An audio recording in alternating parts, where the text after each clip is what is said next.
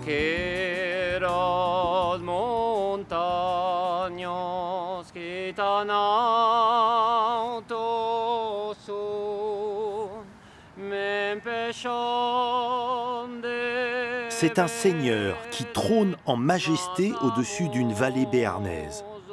Le pic du Midi d'Ossau n'est pas le plus haut des sommets pyrénéens, mais c'est sans aucun doute celui qui a le plus de personnalité. Les lacs d'Ayous, le pic Chéru, en tournant autour de lui, nous allons partir à la rencontre de ces femmes et ces hommes pour qui ce coin de paradis, au cœur du parc national des Pyrénées, est plus qu'un lieu de travail. Avec un objectif, monter là-haut, tout là-haut, au sommet.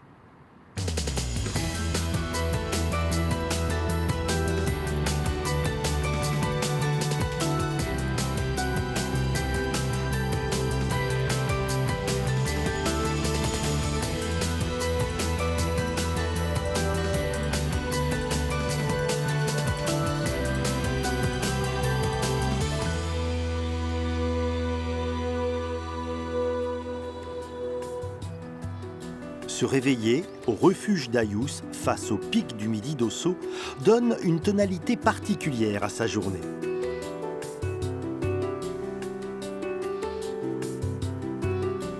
Cette montagne, qui culmine à 2884 mètres, est depuis toujours l'emblème de cette vallée du Haut-Béarn. Elle doit sa notoriété à sa silhouette, remarquable entre toutes, avec ses deux dents qui semblent dévorer le ciel.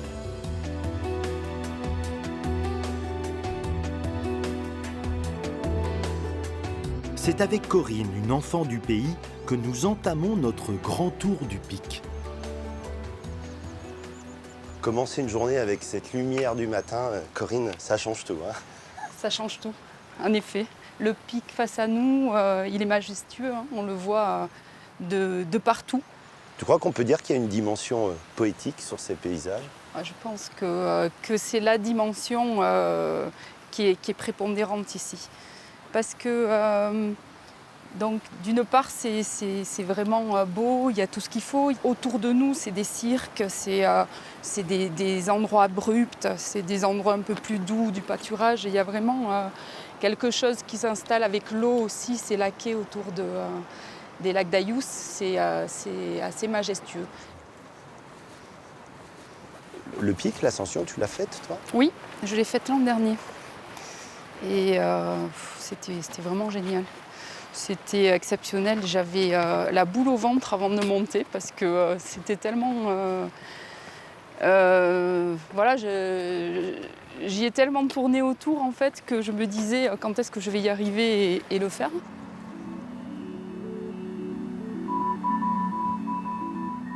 Le pic a toujours veillé sur la vallée d'Ossau. Il fait partie de la vie des habitants, au point qu'ils ont fini par lui donner un nom, Jean-Pierre. On ignore l'origine exacte de cette coutume. Certains disent qu'il s'agit des prénoms de deux bergers pétrifiés par des sorcières. D'autres, que les Anglais, nombreux dans le Béarn, avaient l'habitude de déformer l'expression « géant de pierre » en « Jean-Pierre ». En tout cas, dans les familles de cette vallée, il était coutume de nommer l'aîné Jean et le cadet Pierre. Depuis toujours, le pic est comme un totem autour duquel la vie s'organise.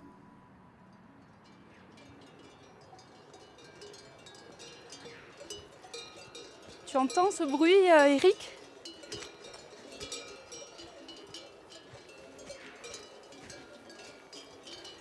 C'est un jour très particulier aujourd'hui. C'est la transhumance. C'est la fête de la vallée d'Ossau. C'est le jour où les bergers montent en estive. Et c'est un jour de travail pour eux.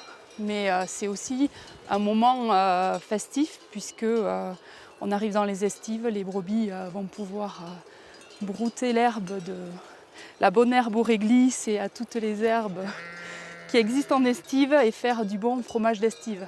C'est combien de bêtes là qui montent là aujourd'hui? On est sur 40 000 brebis, on est sur des chevaux également, des vaches en quantité un peu moindre. Mais il y a beaucoup de bêtes. Partout où vous allez randonner, vous allez forcément traverser des troupeaux, soit de vaches, de brebis ou de chevaux. Qu'est-ce que ça change quand toutes ces bêtes arrivent là dans ce décor, ce panorama? C'est complètement différent. C'est propre aux Pyrénées et propre à cette partie de la vallée. C'est vrai que la vallée d'Ossau, pour ça, elle est riche. On a toujours des animaux autour de nous. Et des animaux en liberté. Et des animaux en liberté, c'est vrai. Est-ce que ces paysages seraient les mêmes s'il n'y avait pas l'agropastoralisme? Ça serait quand même très différent, ouais, je pense, parce que c'est vrai qu'il manquerait quelque chose. On n'aurait pas, de toute façon, ce travail-là fait par les bêtes, il façonne complètement le paysage aujourd'hui. Parce que si elles n'étaient pas là, il pourrait y avoir de la forêt partout, il n'y aurait pas ces belles verdures. Ça serait fermé, ça serait complètement, ça serait comme ça. On pourrait peut-être plus accéder à certains sentiers. Donc c'est un travail très important. Ces paysages ne sont pas que naturels, ils sont aussi le fruit du travail des hommes, quoi. C'est exactement ça.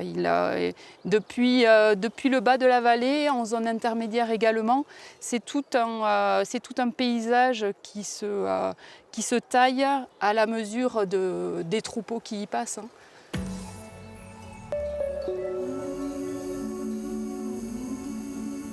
C'est sans aucun doute dans les Pyrénées-Atlantiques que les transhumances sont les plus importantes. Sur le département, 350 000 brebis, 25 000 vaches viennent chaque année prendre leur quartier d'été en montagne. Le Béarn compte à lui seul plus de 200 estives. Depuis toujours, le berger est le maître de ses équilibres. Il a longtemps été le seul à parcourir la montagne. Mais avec la naissance du pyrénéisme et surtout le développement du tourisme, la montagne est un bien qui se partage. D'autres personnes arpentent les chemins. Il y a 100 ans, Peyo aurait sans doute été berger, mais aujourd'hui, il est accompagnateur.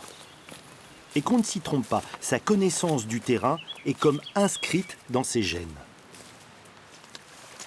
Et donc là, tu vois, on vient de traverser une belle étrée sapinière qui est un peu la forêt typique de la vallée d'Ossau. Des belles ambiances, hein, Ouais, le là, soleil comme ça, là, sous les arbres. Là, c'est vraiment agréable. Et c'est marrant parce que l'hiver, ici, tu as des quantités de neige astronomiques. Tu peux avoir 3-4 neiges de cumul de neige. Et si tu t'observes bien, là-bas, il y a des arbres qui sont couchés. Et en fait, c'est des avalanches, des coulées qui sont partis du pic Lavigne au-dessus et qui ont ramassé les arbres, tu vois. Donc c'est pour ça que tu les vois tous couchés, là. Donc, Ambiance voilà. très différente, quoi, été-hiver. Rien à voir, ouais. Rien à voir, mais ça reste un très très bel endroit pour se balader l'hiver.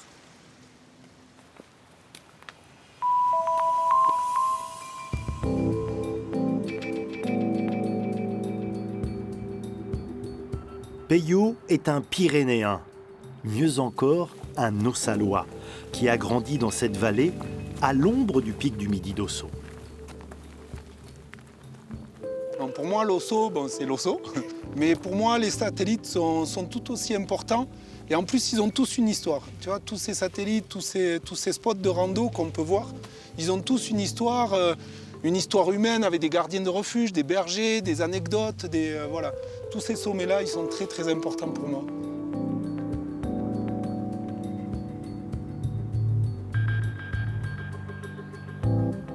Petit à petit, je prends conscience que Peyo partage avec nous sa randonnée préférée, en direction du pic Chéru. Une balade presque confidentielle, connue des seuls initiés. Depuis quelques années, Peyo a prolongé sa passion des Pyrénées en devenant photographe. Sa star, sa vedette, c'est cette fameuse montagne, le pic du Midi d'Ossau. En cinéma, on dirait qu'elle prend bien la lumière, comme on le dit d'une jeune première. Magnétique, à rien aguicheuse, séduisante quel que soit son profil. C'est simple, lorsqu'elle apparaît sur l'écran, on ne voit qu'elle. Ouf, eh ouais. Oula. Ah ouais, d'accord. Le voilà. Dis donc, la nature est quand même un sacré metteur en scène, hein, parce que là, on fait les derniers mètres et boum, on se le prend vraiment avec toute sa puissance, hein, le pic. Moi, c'est un des points de vue que je préfère sur l'Ossau. C'est vraiment... on n'a pas l'habitude de le voir comme ça. Ouais. Et puis là, tu vois toute la voie normale que vous allez effectuer. Il est très très très beau. Les premiers souvenirs que tu as, toi, du pic du Midi d'Ossau, gamin, c'est quoi? Ah, ça doit être à peu près ça, tu vois. Ah oui? C'est tout gamin, on venait beaucoup à Chéru. C'est un coin qu'on aime beaucoup dans la famille. Et donc du coup, ben, c'est cette vue. C'est cette vue de l'Ossau qui ressort comme un joyau, tu vois, comme ça. Et moi, c'est vraiment mes premiers souvenirs de l'Ossau. Mais t'avais quel âge là? Ah, on est venu à Chéru, on devait avoir 5-6 ans en famille. Pour moi, Chéru, ça reste un des musts, quoi. C'est vraiment très très beau.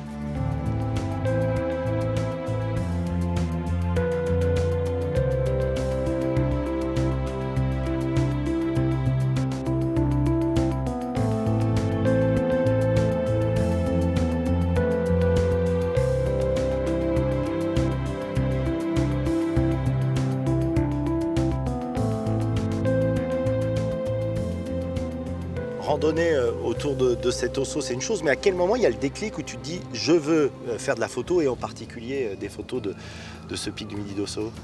Ben, la photo, c'est venu un peu comme ça. En fait, quand j'étais jeune, je suis parti faire tout seul la traversée des Pyrénées. Avec quel âge? J'avais 18 ans. Et donc je suis parti pendant 1 mois et demi d'Hendaye à Bagnols. Et c'était un peu un voyage initiatique. Et en fait, il s'est trouvé que c'est à ce moment-là que je me suis dit, ben, ça serait bien de ramener quelque chose, un petit souvenir. Et je me suis mis à la photo à ce moment-là. Et ça a été vraiment le déclic, c'est quelque chose qui m'a plu. Et puis quand je suis revenu dans cette vallée à laquelle je suis très très attaché, ça s'est imposé parce que ça reste quand même l'emblème de la vallée. Et aussi bien été qu'hiver, je trouve que c'est un super sommet à photographier qui est très très esthétique, que ce soit sur son versant ouest, que nord, que est. C'est de tous les côtés, c'est un très très beau sommet.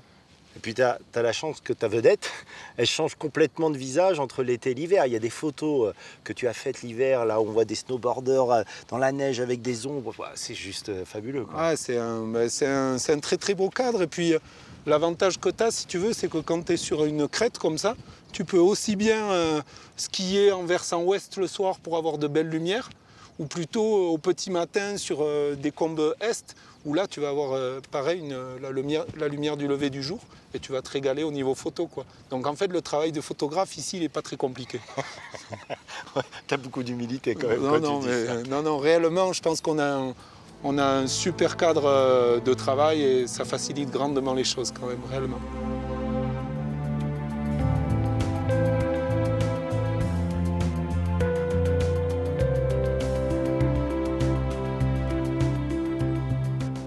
Pour saisir le pic dans son intimité, sa vérité, Peyo n'hésite pas à partir bivouaquer dans ces montagnes, y compris en plein hiver.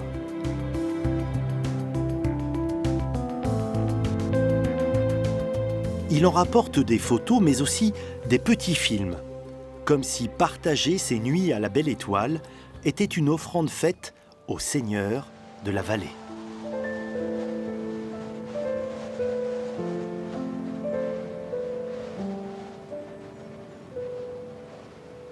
On est des privilégiés, ouais, je pense. Ouais, vraiment, tu le penses? Ah, je pense qu'on est... c'est une vie que moi j'ai choisie, j'ai orienté ma vie pour pouvoir faire quand même souvent de la montagne. Mais c'était une volonté, mais c'est une chance. J'ai vraiment de la chance. Ouais, je pense que je suis privilégié. Il y a les paysages, puis il y a les gens qui y vivent. J'aime la montagne parce que c'est une montagne humaine, quoi. Si c'était une montagne ultra sauvage, je m'y retrouverais peut-être moins. Quand je regarde ici, je vois Hall, je pense quand j'étais gamin, il y avait un berger qui s'appelait Gros Ossau. Tu vois, là, de l'autre côté, il y a Pierre-Jean et Soise qui sont à Ayous. De l'autre côté, c'est Karine et Léon. Pour moi, c'est vraiment ces personnes qui font la montagne et la vallée d'Ossau notamment. Là, ça fait un petit moment qu'on tourne autour de Jean-Pierre. On a un peu de mal à comprendre pourquoi il a autant d'importance pour les gens de cette vallée. On a tous des raisons de l'aimer, c'est le sommet emblématique, c'est quelque chose qui... on est fiers de l'Ossau, de ce que ça représente. Et puis on a tous des choses qui sont plus personnelles et qui nous rattachent à une montagne en particulier. On a tous une histoire de vie qui fait que on est attaché à ces montagnes. Ouais. Moi, j'ai en fait les cendres de mon père qui sont... j'ai perdu mon père assez jeune et il y a les cendres de mon père qui sont sur les crêtes à 200 mètres d'ici, tu vois. Ah ouais. Et donc... mais même ça, je le vis plutôt bien parce que quand je viens ici, tu vois, je fais un stop de 10 secondes. Et voilà, je suis avec lui en montagne, il est avec moi en montagne et c'est de la joie avant tout, quoi. Donc même si c'est des moments qui ont été plus tristes, mais moi je suis hyper heureux et puis regarde, quand tu regardes, t'es pas malheureux ici pour finir ta vie.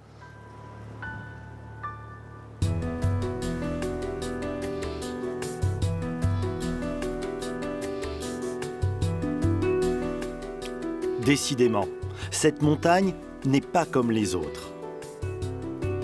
Il est difficile de résister à son appel. Alors nous décidons d'aller voir Jean-Pierre de plus près, sans trop savoir ce qui nous attend. Notre guide dans cette aventure n'est pas de la vallée d'Ossau, ni du Béarn, ni des Pyrénées, il est breton. Mais c'est à croire que son destin était de venir ici, car son prénom est Jean-Pierre.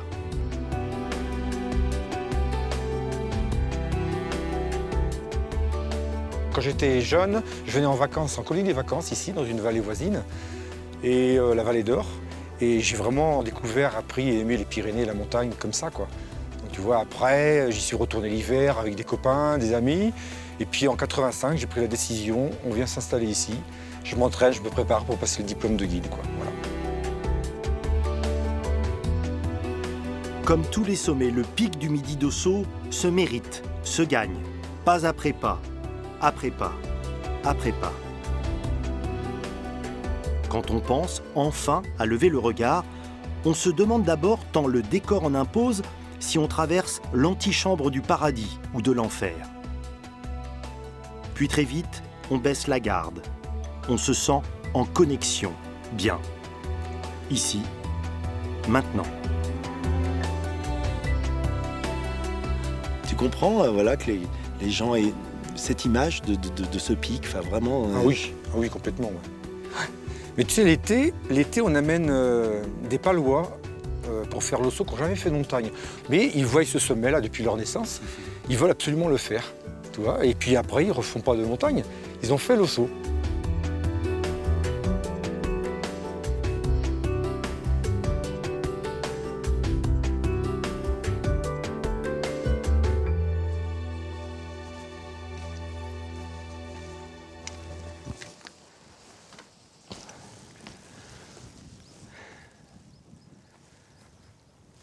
C'est une belle chaîne, hein. Qu'est-ce qu'on ouais. a devant nous? Ça monte à quelle altitude? Là, tu vois, ce qu'on voit en face, c'est la frontière avec les Hautes-Pyrénées. On a le Palace, hein, la belle pyramide, là. Donc le Palace, lui, il est frontalier avec les Hautes-Pyrénées. On voit le Balaïtou, c'est un gros sommet, là, c'est les premiers 3000, il fait 3844. Et dans le fond, si tu regardes, on voit même le Vignemale. Là. Ah oui, carrément. Ouais. Ouais, on a une super vue, hein, la pique d'Enfer, côté espagnol. Vraiment, là, c'est... Et puis tu vas voir en haut au sommet, là, c'est pareil. Hein. Sur le Pays Basque, on a une vue à 360, magnifique, quoi.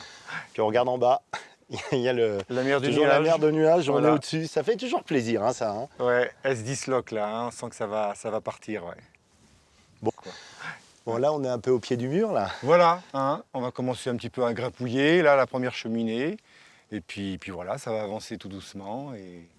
Bon, bah, je te suis. Ouais, on y va? Allez, c'est parti.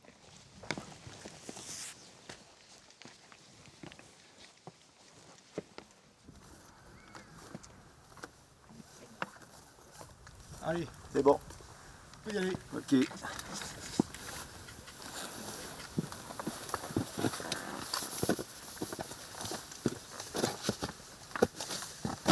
Doucement, hein, on baisse les pieds là. Plutôt à gauche ou à droite, là? Au milieu. Au milieu. Un pied à D'accord. gauche, un pied à droite. Super. On est quand même dans un milieu austère, hein. Cette roche, elle est tourmentée, chaotique. Ouais, c'est particulier. Hein. Ça fait un peu ressembler à du granit, mais en fait, c'est une roche d'origine volcanique. Tu vois, ouais. C'est un très très vieux volcan. On est sur l'arête d'un cratère, en fait. Hein. C'est un vieux volcan qui date même du plissement pyrénéen, tu vois, donc c'est vachement vieux. Et voilà, c'est d'origine C'est-à-dire, c'est quoi quand tu dis vieux? Oh bah ouais, c'est plusieurs centaines de millions d'années, quoi. Ah ouais, c'est surprenant, hein. Bon, après, c'est des massifs calcaires autour, hein. Côté espagnol, côté français.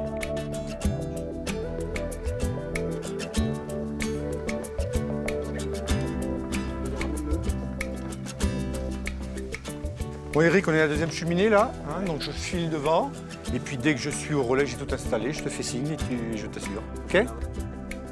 Il y a des prises des deux côtés, c'est ça? Ah oui, des deux côtés, hein, c'est un dièdre. Donc tu mets les pieds à droite, à gauche, tu vas voir, c'est vraiment très facile.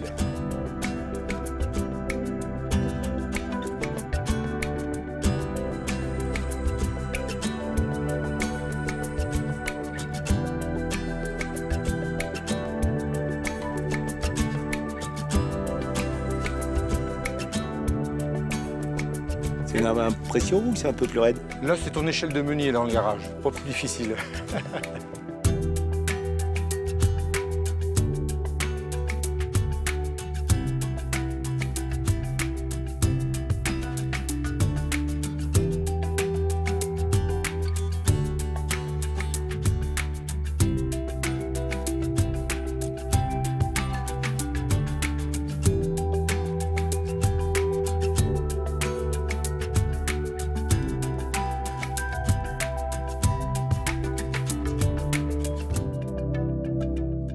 Et là, quand on regarde, il y a quand même un mélange d'ambiance. Donc, il y a l'austérité de cette roche et puis il y a toute la verdure qui est là. Bah, on le sait, hein, quand on Voilà. aux estives, mais t'as de la douceur et de la dureté en même temps. Tout à fait, ouais. Mais c'est un peu propre à ce paysage parce que l'osso, là, il est planté au milieu de la vallée, tu vois.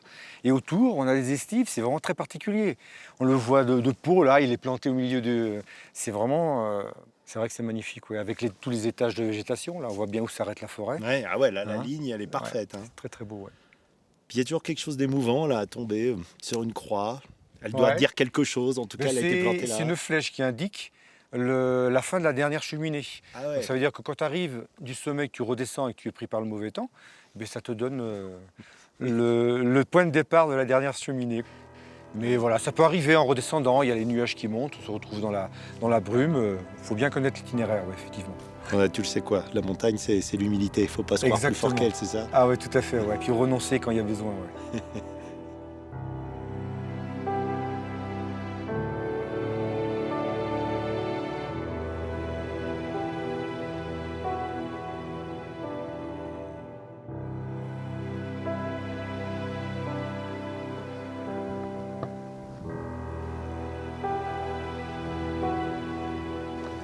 Il y a combien de vide en dessous là, Jean-Pierre?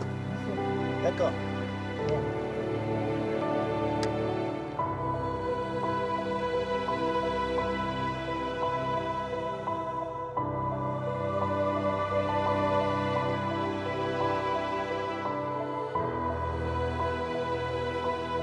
Dans ces derniers mètres, je ressens bien sûr la satisfaction d'atteindre l'objectif, mais plus encore, j'ai l'étrange sentiment de bientôt faire partie d'une communauté. Ceux qui ont fait l'osso.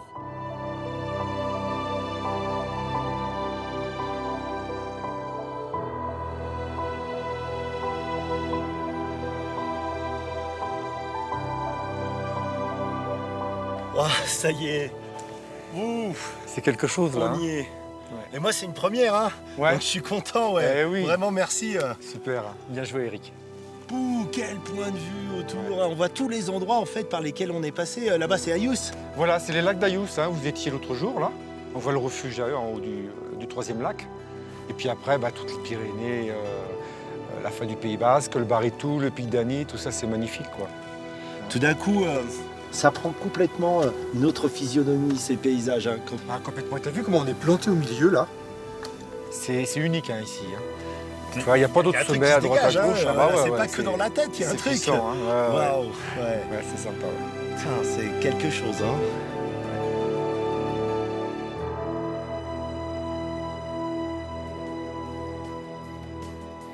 À l'issue de cette virée autour du pic du Midi d'Osso, j'ai l'impression d'un peu mieux comprendre pourquoi cette montagne occupe une place si importante dans l'imaginaire de celles et ceux qui vivent sous sa tutelle. Il est le témoin, mais surtout le grand ordonnateur des activités humaines. C'est sans doute pour cela qu'ascensionner cette montagne est plus qu'une activité sportive.